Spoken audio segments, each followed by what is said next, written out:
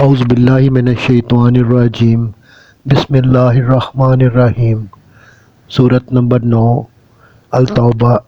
تاریخی پس منظر۔ زمانہ نزول کے تعین کے بعد ہمیں اس سورہ کے تاریخی پس منظر پر ایک نگاہ ڈال لینی چاہیے، جس سلسلہ واقعہ سے اس کے مضامین کا تعلق ہے۔ اس کی ابتدا صلح حدیبیہ سے ہوتی ہے۔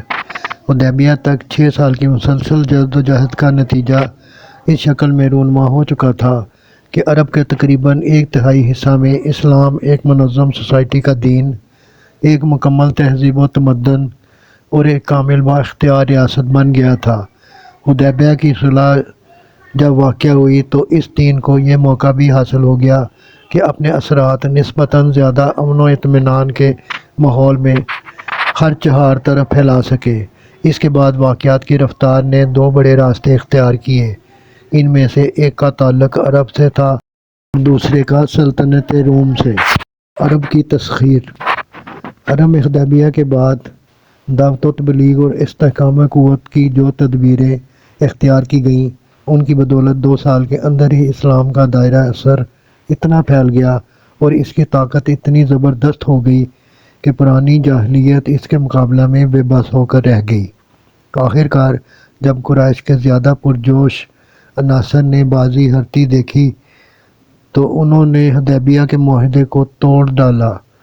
وہ اس بندش سے آزاد ہو کر اسلام سے ایک آخری فیصلہ کن مقابلہ کرنا چاہتے تھے، لیکن نبی صلی اللہ علیہ وسلم نے ان کی اس عہد شکنی کے بعد ان کو سنبھلنے کا موقع نہ دیا اور اچانک مکہ پر حملہ کر کے رمضان 8 ہجری میں اسے فتح کر لیا۔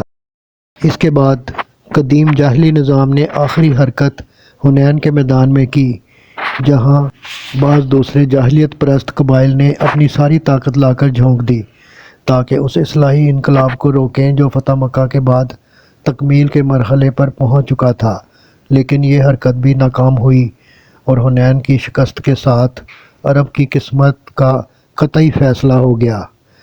اسے اب دارالاسلام بن کر رہنا ہے۔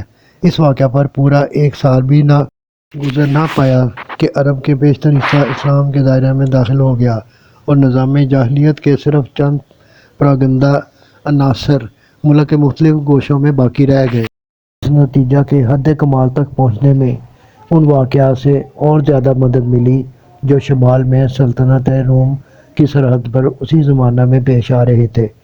وہاں جس جرأت کے ساتھ نبی صلی اللہ علیہ وآلہ وسلم 30,000 کا زبردست لشکر لے کر گئے اور رومیوں نے آپ صلی اللہ علیہ وسلم کے مقابلے پر آنے سے پہلو تہی کر کے جو کمزوری دکھائی،